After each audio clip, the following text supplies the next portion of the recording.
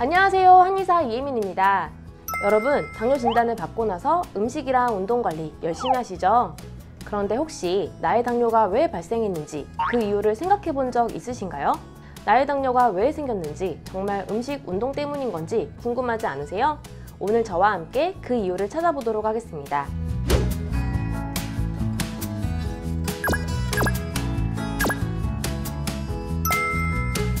제가 당뇨 진료를 할 때 모든 분들에게 여쭤보는 공통 질문이 있습니다.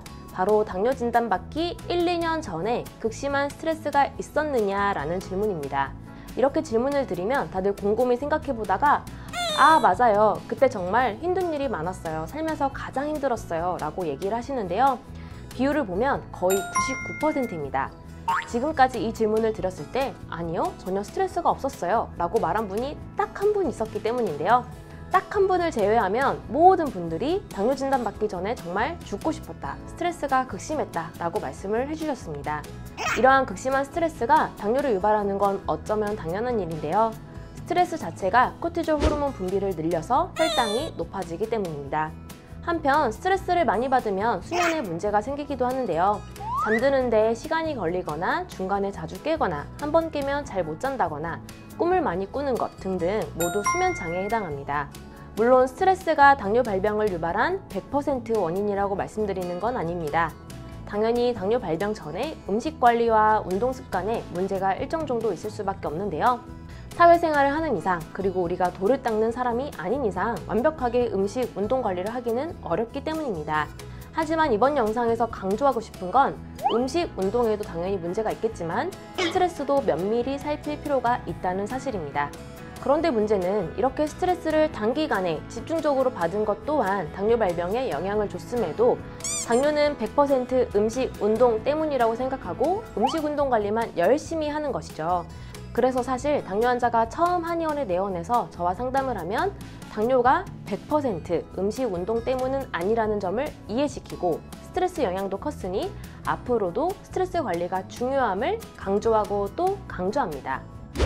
혈당 때문에 고민이라면 당뇨 편지 신청하세요. 이 영상을 보시는 여러분도 곰곰이 생각해 보셨으면 좋겠습니다.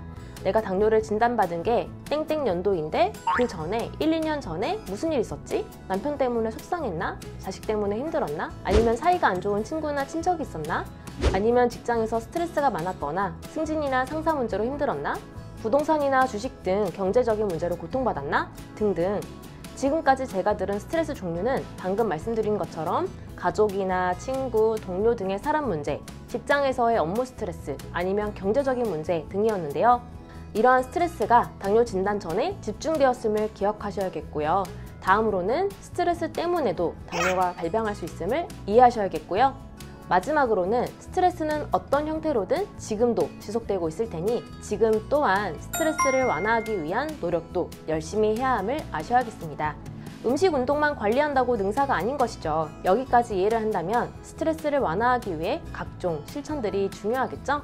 이러한 이유로 당뇨스쿨에서는 특별히 명상 전문가를 모시고 명상으로 당뇨를 탈출하기 위한 명상 당출 시리즈 영상을 제작한 적이 있었는데요.